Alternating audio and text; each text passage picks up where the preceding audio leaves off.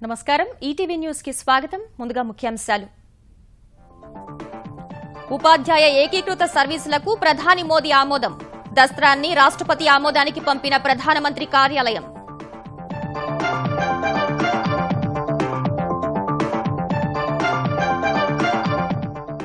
యాదవులే తెలంగాణ సంపదగా అభివర్ణించిన కేసీఆర్ గొర్రెల పంపిణీ ప్రారంభం 3 ఏళ్లలో 25,000 కోట్ల ఆదాయం వస్తుందని వెల్లడి అమరావతి ప్రజలకు అందుబాటులోకి శుద్ధ జలం సుజల ప్లాంట్లను ప్రారంభించిన చంద్రబాబు త్వరలో కిడ్నీ బాధిత ప్రాంతాల్లోనూ ఏర్పాటు ఆంధ్రప్రదేశ్ బ్రాహ్మణ కార్పొరేషన్ చైర్మన్ గా ఐవైఆర్ కృష్ణారావుకు ఉద్వాసన ఆనంద సూర్యను నియమిస్తూ ఉత్తర్వులు జారీ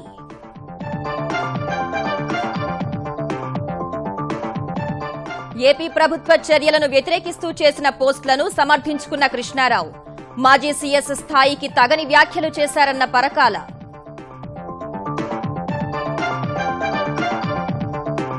అంతర్జాతీయ యోగా దినోత్సవానికి సర్వం సిద్దం ప్రపంచవ్యాప్తంగా 150 దేశాల్లో భారీ ఏర్పాట్లు భారత్లో 5,000కు పైగా ప్రత్యేక కార్యక్రమాలు ఈ నెల 30 అర్ధరాత్రి నుంచి అమల్లోకి జీఎస్టీ పార్లమెంట్ సెంట్రల్ హాల్లో ప్రత్యేక కార్యక్రమం అన్ని రాష్ట్రాల సీఎంలకు కేంద్రం ఆహ్వానం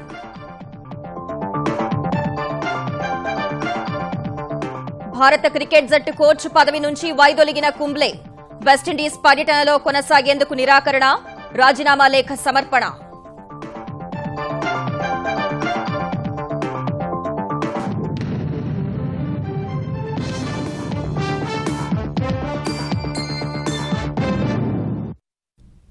రెండు దశాబ్దాలుగా తెలుగు రాష్ట్రాల్లో అపరిష్కృతంగా ఉన్న ఏకీకృత సర్వీస్ రూల్స్ దస్త్రంపై ప్రధాని మోదీ సంతకం చేశారు ఆర్టికల్ 371 ని సవరిస్తూ రూపొందించిన దస్త్రానికి నిన్ననే పీఎంఓ ఆమోదం తెలపగా ఇవాళ లక్నో బయలుదేరే ముందు ప్రధాని సంతకం చేశారు అనంతరం దస్త్రాన్ని రాష్ట్రపతి ఆమోదానికి పంపించారు ఇరు రాష్ట్రాల్లో ప్రభుత్వ ఉపాధ్యాయులు పంచాయతీరాజ్ ఉపాధ్యాయులకు మధ్య సర్వీస్ రూల్స్ వివాదం 20 ఏళ్లుగా నడుస్తోంది 1998కి పూర్వం ఏపీపీఎస్సీ ద్వారా ఉపాధ్యాయ నియామకాలు జరిగేవి కమిషన్ ద్వారా ఎంపికైన ఉపాధ్యాయుల్ని జోనల్ పోస్టులుగా పరిగణించేవారు 1998 తర్వాత ఉపాధ్యాయ పోస్టులను డీఎస్సీ ద్వారా భర్తీ చేస్తూ జిల్లా పోస్టులుగా పరిగణిస్తున్నారు ఫలితంగా ప్రభుత్వ ఉపాధ్యాయులకే ప్రమోషన్లలో అవకాశాలుంటున్నాయని తమకు వారితో సమానంగా అవకాశాలు కల్పించాలని డీఎస్సీ ద్వారా ఎంపికైన ఉపాధ్యాయులు పోరాడుతున్నారు దీంతో ఉమ్మడి ఆంధ్రప్రదేశ్ ప్రభుత్వం కొన్నేళ్ల క్రితం 505, 508 జీవోలను తీసుకొచ్చి సర్వీస్ రూల్స్ లో అందరికీ సమాన అవకాశాలు కల్పించింది ఈ నిర్ణయంపై ప్రభుత్వ ఉపాధ్యాయులు సుప్రీంకోర్టుకు వెళ్లి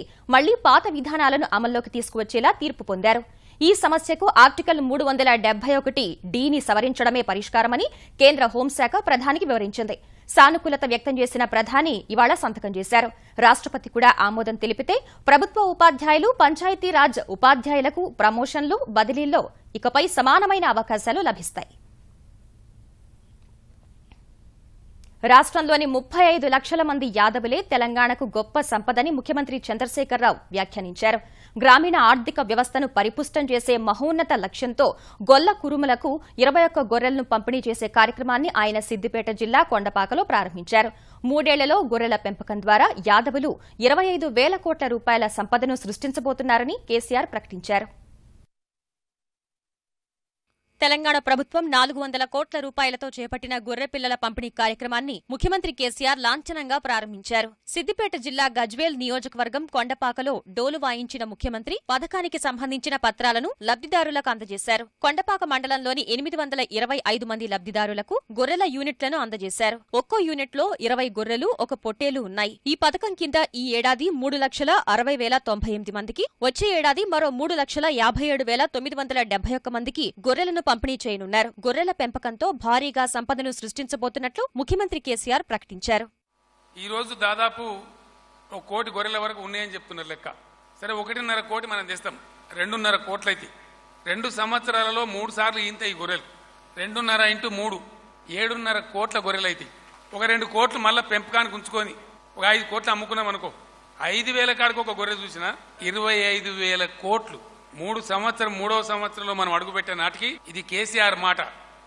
100% నిజమై తీరుతుంది 25,000 కోట్ల రూపాయల సంపదను మా తెలంగాణ యాదవులు సృష్టించబోతా ఉన్నారని చెప్పి ఈ రోజు చెప్తా ఉన్న కొండపాకలో. సంపద అంటే గిది, గొర్రెనే అంటే మరి గొర్రెనే, అర్థం కాని గొర్రెలకు ఏం చెప్పాలా?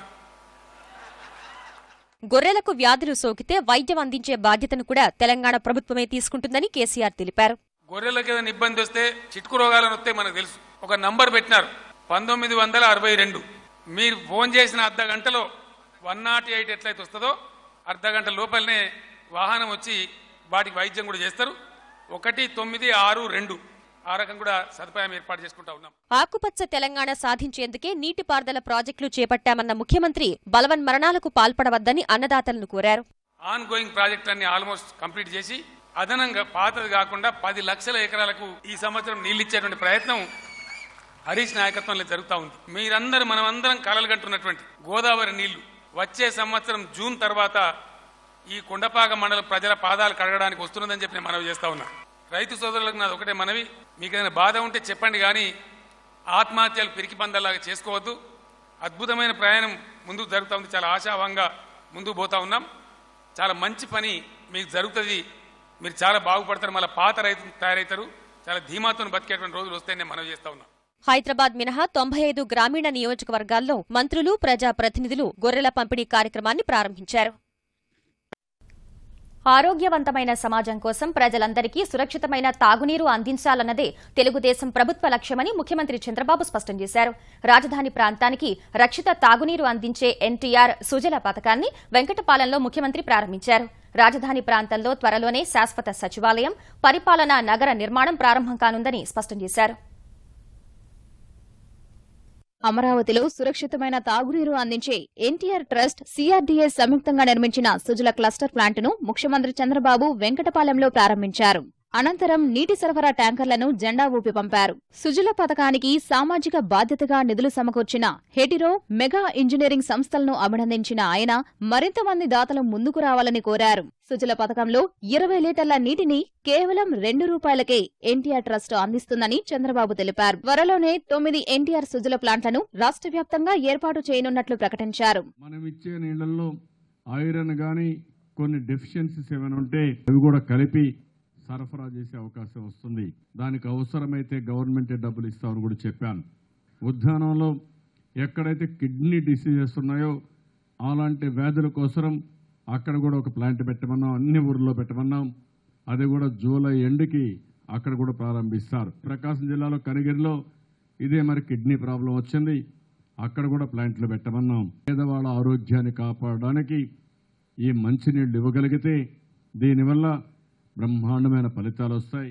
అమరావతి, విజయవాడలో అద్దెలు, భూమి ధర పెంచి పెట్టుబడులతో వచ్చేవారిని భయపెట్టద్దని చంద్రబాబు సూచించారు. శాతవాహనుల కాలంలో అమరావతికి ఎలాంటి గుర్తింపు ఉందో అలాంటి గుర్తింపు తీసుకొస్తామన్నారు. చాలా మంది అంటున్నారు ఏదో నేను ల్యాండ్ చౌకగా ఇస్తున్నానని.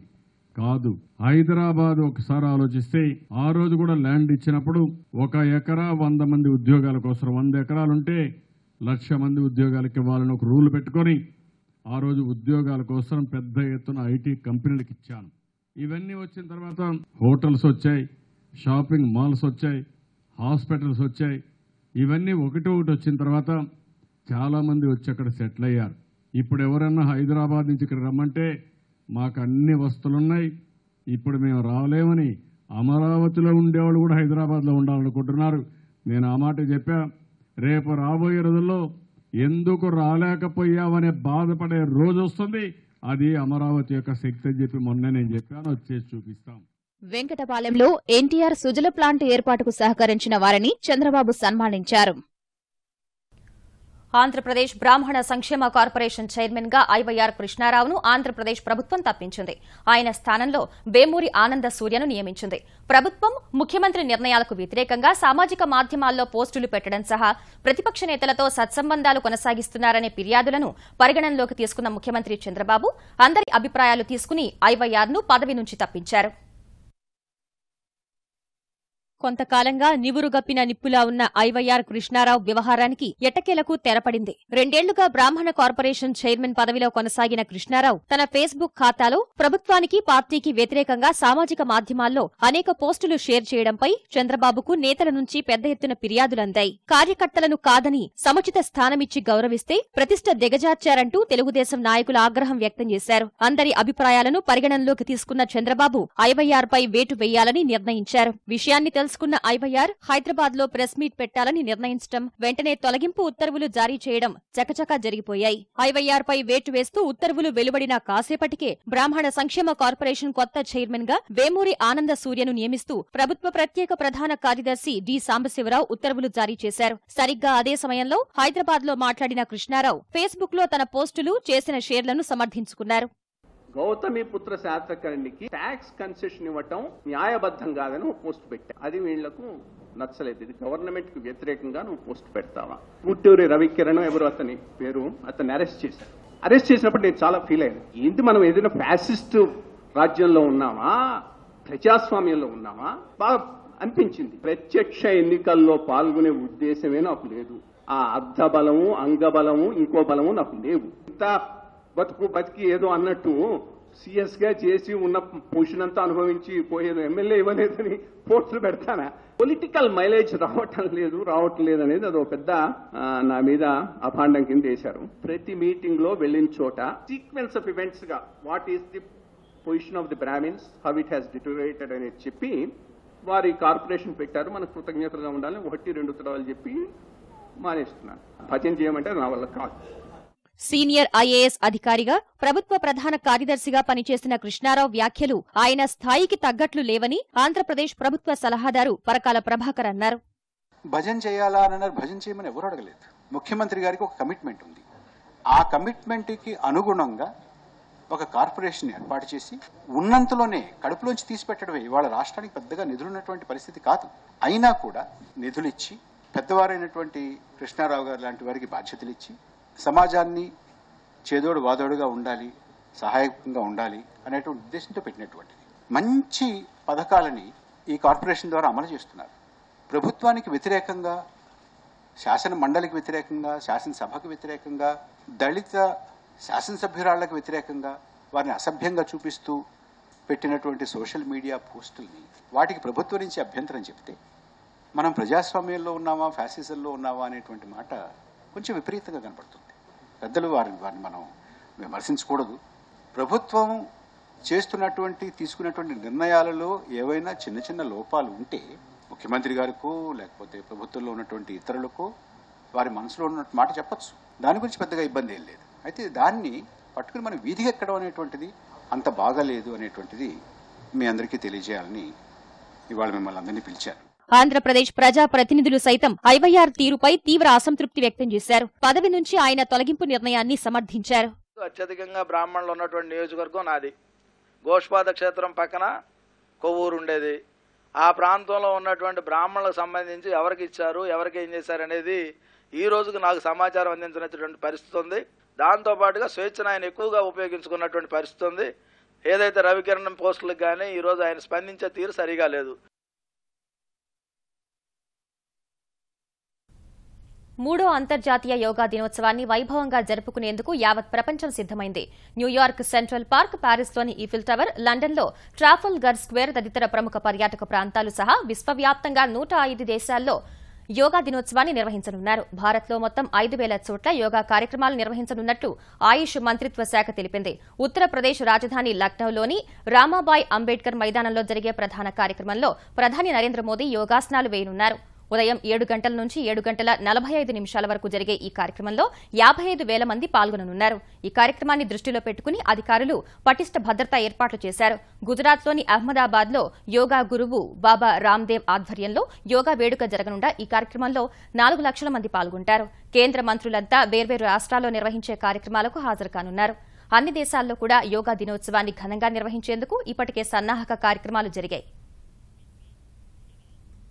దేశ ఆర్థిక గతిని కీలక మలుపు తిప్పగలదని భావిస్తున్న వస్తుసేవల పన్ను విధానం జీఎస్టీని ఈ నెల 30 అర్ధరాత్రి నుంచే అమలు చేయనున్నట్టు కేంద్రం స్పష్టం చేసింది. ఈ మేరకు ముహూర్తాన్ని ప్రకటించిన కేంద్రం జీఎస్టీ అమలు ప్రక్రియ ప్రారంభోత్సవాన్ని పురస్కరించుకుని పార్లమెంటు సెంట్రల్ హాల్లో ప్రత్యేక కార్యక్రమం నిర్వహించనున్నట్లు తెలిపింది. కొత్త పన్నుల విధానం అమలుతో మొదట్లో కొన్ని సవాళ్లు ఎదురైనప్పటికీ దీర్ఘకాలిక లాభాలు తథ్యమని ఆర్థిక శాఖ విశ్వాసం వ్యక్తం చేసింది. స్వతంత్ర భారతదేశ చరిత్రలో అతి పెద్దదిగా చెబుతున్న పన్నుల సంస్కరణ అమలుకు సర్వం సిద్దమైంది.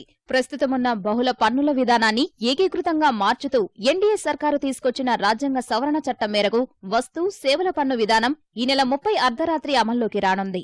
దేశ ఆర్థిక వ్యవస్థను కొత్త పన్నుల విధానం పట్టాలపైకి ఎక్కించే చారిత్రక ఘట్టాన్ని పురస్కరించుకుని కేంద్రం పార్లమెంట్ సెంట్రల్ హాల్లో ప్రత్యేక కార్యక్రమం ఏర్పాటు చేసింది. 2011లో కేంద్ర ఆర్థిక మంత్రిగా ఉన్నప్పుడు జీఎస్టీ రాజ్యాంగ సవరణ బిల్లును లోక్సభలో ప్రవేశపెట్టిన ప్రణబ్ ముఖర్జీ రాష్ట్రపతి హోదాలో ఈ కార్యక్రమానికి హాజరు కానుండగా ఉపరాష్ట్రపతి హమీద్ అన్సారీ, ప్రధాని నరేంద్ర మోదీ, మాజీ ప్రధానులు మన్మోహన్ సింగ్, దేవేగౌడ, లోక్సభ స్పీకర్ సుమిత్రా మహాజన్ వేదికను పంచుకుంటారని ఆర్థిక శాఖ వెల్లడించింది.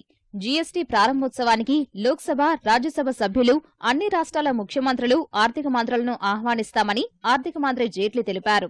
గంటపాటు జరిగే కార్యక్రమాన్ని జీఎస్టీ అమలుకు జరిగిన కృషిలో వేర్వేరు రాజకీయ పార్టీలు అందించిన తోడ్పాటును వివరించే విధంగా రూపొందించినట్లు జైట్లీ వివరించారు. కొత్త పన్నుల విధానం అమలు దేశ ఆర్థికాభివృద్ధికి ఉపకరిస్తుందని విశ్వాసం వ్యక్తం చేశారు. You see, I anticipate over the medium and the long term, being a more efficient system which is prone to checking evasion, the revenues will grow. The spending capacity of the governments at the center and the states will increase, and consequently it should have a positive impact on the GDP.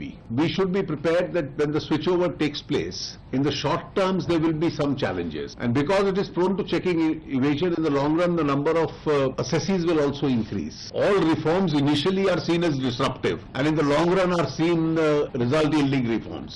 GST అమలుతో ద్రవ్యోల్బణంపై ఇప్పటికిప్పుడు పెద్ద ప్రభావం పడనప్పటికీ దీర్ఘకాలంలో తగ్గే అవకాశాలున్నాయని జైట్లీ వివరించారు. जो टैक्सेस का रेट लगा है उसमें अपेरेंटली हमारा राजस्व रेवेन्यू कम होता है, लेकिन हम इस सिद्धांत पे वर्क कर रहे हैं कि रेट कम होने के बावजूद भी राजस्व कम नहीं होगा, क्योंकि एक एफिशिएंट सिस्टम में इवेजन चेक होगी. तो इसलिए रेट जिन जिन प्रोडक्ट से कम होते हैं उसका एक इन्फ्लेशन पे असर तो पड़ता है, और मानसून कैसा होता है, ऑयल प्राइसेस कैसे होते हैं, सब कंट्रीब्यूटरी फैक्टर्स हैं इन्फ्लेशन के.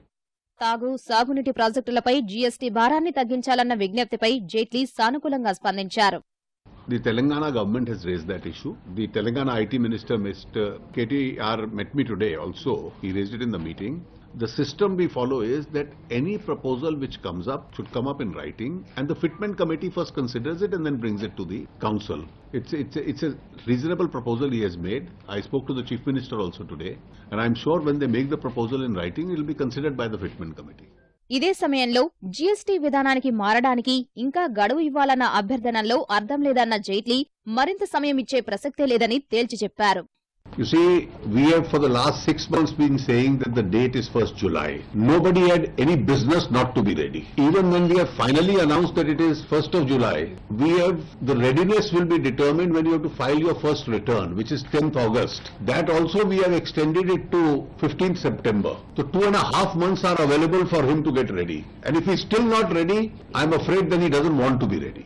ఇదే సమయంలో పంట రుణాలు మాఫీ చేయాలనే ఆలోచనేది కేంద్రానికి లేదని జైట్లీ స్పష్టం చేశారు. ఈ విషయంలో ఎఫ్ఆర్బీఎం చట్టం సహా ద్రవ్యలోటు కట్టడిపై నిర్దేశించుకున్న లక్ష్యాలకు అనుగుణంగా ముందుకు సాగుతామని తేల్చి చెప్పారు. విజయవాడ పార్లమెంటు పరిధిలోని నియోజకవర్గాల అభివృద్ధిపై ప్రత్యేక దృష్టి పెట్టాలని ఆంధ్రప్రదేశ్ ఐటీ శాఖ మంత్రి నారా లోకేష్ తెలుగుదేశం నేతలకు దిశానిర్దేశం చేశారు. నియోజకవర్గాల అభివృద్ది, పార్టీ బలోపేతం, నాయకుల సమస్యల పరిష్కారం కోసం త్వరలోనే నియోజకవర్గాల వారీగా విస్తృత స్థాయి సమావేశాలు నిర్వహిస్తామని చెప్పారు. విజయవాడలోని కేశినేని భవన్లో విజయవాడ పార్లమెంటరీ పార్టీ సమావేశంలో పాల్గొన్న ఆయన పార్టీ ముఖ్య నేతలతో వారి సమస్యలపై చర్చించారు. జులై, ఆగస్టు నెలల్లో విజయవాడ పార్లమెంట్ పరిధిలోని నియోజకవర్గాల్లో విస్తృత స్థాయి సమావేశాలు, బహిరంగ సభలు నిర్వహించాలని సూచించారు. పార్టీలో మిగిలిన కమిటీల ఏర్పాటును వెంటనే పూర్తి చేయాలన్న లోకేష్ ఆలయ కమిటీల ఏర్పాటు వీలైనంత త్వరగా పూర్తి చేస్తామన్నారు. గ్రామాల్లో ఉన్న సమస్యల పరిష్కారం కోసం వెంటనే చర్యలు తీసుకుంటామన్న ఆయన పల్లెల్లో కమ్యూనిటీ వర్మీ కంపోస్ట్ తయారీ కేంద్రాలను ఏర్పాటు చేయాలని సూచించారు. కర్ణాటకలో కురుస్తున్న వర్షాలకు ఈ ఏడాది వానాకాలం ఆరంభంలోనే కృష్ణమ్మ పరుగులు తీస్తోంది. ఎగువ ప్రాంతాల్లో కురుస్తున్న వర్షాలకు ప్రియదర్శిని జూరాల ప్రాజెక్టులోకి కొత్త నీరు చేరుతోంది. ఈ ఉదయం జూరాల ప్రాజెక్టుకు వచ్చే వరద 7,797 క్యూసెక్కులకు పెరిగింది. జూరాల ప్రాజెక్టు గరిష్ట నీటిమట్టం 318.516 అడుగులు కాగా ప్రస్తుతం 315.48 అడుగులకు పెరిగింది.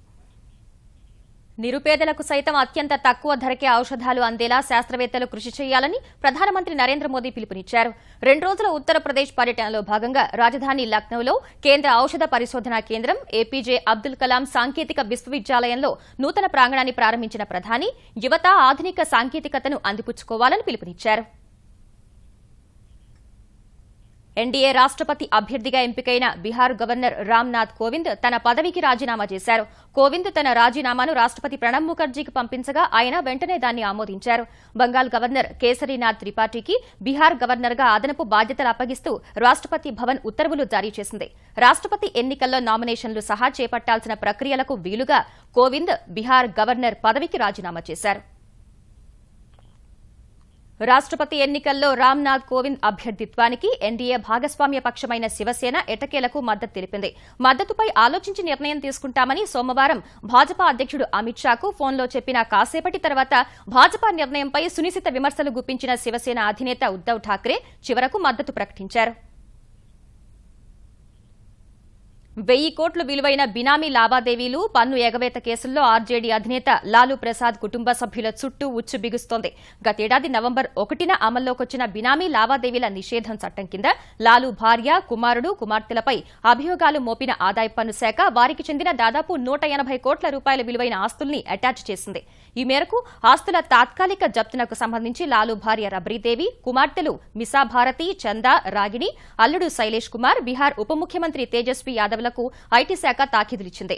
ఢిల్లీ, పట్నాలో ఉన్న స్థిరాస్తుల విలువ దస్త్రాల ప్రకారం 9,32 లక్షలు కాగా వాటి మార్కెట్ విలువ 180 కోట్ల రూపాయల వరకు ఉంటుందని ఆదాయపు పన్ను శాఖ తెలిపింది. కోర్టు ధిక్కరణ కేసులో దోషిగా తేలిన కలకత్తా హైకోర్టు విశ్రాంత న్యాయమూర్తి జస్టిస్ కర్ణన్ ను పోలీసులు ఎట్టకేలకు అరెస్ట్ చేశారు. జస్టిస్ కర్ణన్ కు సుప్రీంకోర్టు మే 9న 6 నెలల కారాగార శిక్ష విధించగా అప్పటి నుంచి ఆయన అజ్ఞాతంలో ఉన్నారు. జస్టిస్ కర్ణన్ కోసం తీవ్రంగా గాలించిన బంగాల్ సిఐడి అధికారులు చివరకు కోయంబత్తూరులో ఆయన్ని అరెస్ట్ చేసినట్టు ప్రకటించారు. కోహ్లీతో విభేదాలున్నాయన్న కథనాల నేపథ్యంలో భారత క్రికెట్ కోచ్ పదవి నుంచి అనిల్ కుంబ్లే తప్పుకున్నారు. నిజానికి ఛాంపియన్స్ ట్రోఫీ ముగింపుతోనే కోచ్గా అనిల్ ఏడాది కాంట్రాక్ట్ ముగిసిపోతుంది. అయితే వెస్టిండీస్లో భారత పర్యటనను దృష్టిలో ఉంచుకుని కొత్త కోచ్ నియామకం వరకు కొనసాగించాల్సిందిగా కుంబ్లేను బీసీసీఐ కోరింది. ఇవాళ ఇంగ్లాండ్ నుంచి విండీస్కు భారత జట్టు పయనం కాగా కుంబ్లే మాత్రం వెళ్లలేదు. లండన్లో జరగనున్న ఐసీసీ సమావేశంలో పాల్గొనేందుకే ఐసీసీ క్రికెట్ కమిటీకి చైర్మన్ గా ఉన్న కుంబ్లే వెళ్లలేదని సమాచారం. అయితే కోచ్గా కొనసాగేందుకు ఇష్టపడని అనిల్ బీసీసీఐకి రాజీనామా లేఖను సమర్పించినట్టు తెలుస్తోంది. ఈ విషయాన్ని బీసీసీఐ అధికారులెవరూ ధృవీకరించడం లేదు. ఇక ముఖ్యాంశాలు మరోసారి. ఉపాధ్యాయ ఏకీకృత సర్వీసులకు ప్రధాని మోదీ ఆమోదం. దస్త్రాన్ని రాష్ట్రపతి ఆమోదానికి పంపిన ప్రధానమంత్రి కార్యాలయం.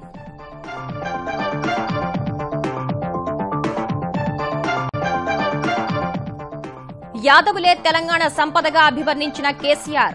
గొర్రెల పంపిణీ ప్రారంభం. 3 ఏళ్లలో 25,000 కోట్ల ఆదాయం వస్తుందని వెల్లడి. అమరావతి ప్రజలకు అందుబాటులోకి శుద్ధ జలం. సుజల ప్లాంట్లను ప్రారంభించిన చంద్రబాబు. త్వరలో కిడ్నీ బాధిత ప్రాంతాల్లోనూ ఏర్పాటు. ఆంధ్రప్రదేశ్ బ్రాహ్మణ కార్పొరేషన్ చైర్మన్ గా ఐవైఆర్ కృష్ణారావుకు ఉద్వాసన. ఆనంద సూర్యను నియమిస్తూ ఉత్తర్వులు జారీ.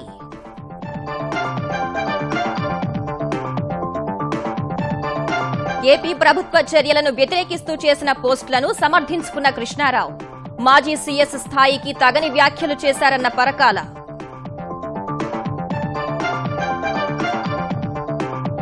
అంతర్జాతీయ యోగా దినోత్సవానికి సర్వం సిద్దం. ప్రపంచవ్యాప్తంగా 150 దేశాల్లో భారీ ఏర్పాట్లు. భారత్లో 5,000కు పైగా ప్రత్యేక కార్యక్రమాలు. ఈ నెల 30 అర్ధరాత్రి నుంచి అమల్లోకి జీఎస్టీ. పార్లమెంట్ సెంట్రల్ హాల్లో ప్రత్యేక కార్యక్రమం. అన్ని రాష్ట్రాల సీఎంలకు కేంద్రం ఆహ్వానం.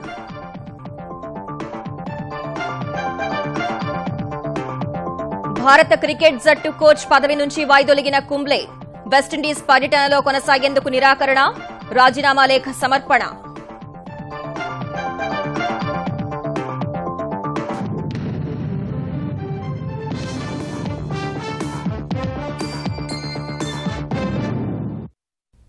ఈటీవీ న్యూస్ సమాప్తం. నమస్కారం.